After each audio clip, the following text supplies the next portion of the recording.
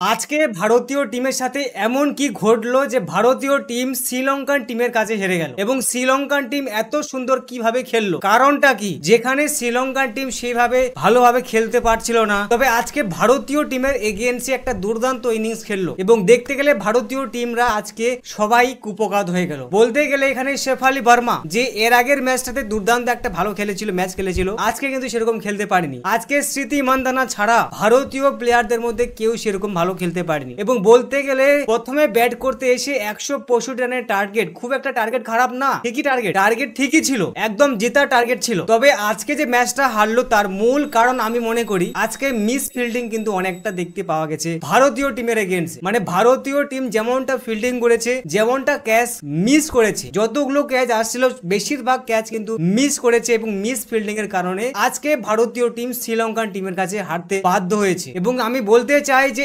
এইভাবে একটা বড় প্ল্যাটফর্মে বড় একটা সুযোগ ছিল যে এশিয়া কাপের সম্পূর্ণ ম্যাচ আনবিটেবল ভাবে যেমনটা খেলে আসছিল, প্রত্যেকটা ম্যাচ জিতে আসছিল ভারতীয় টিম এবং 50-60 রান থেকে শুরু করে 80-90 রানেও কিন্তু প্রত্যেকটা দলকে হারিয়ে দিচ্ছিল।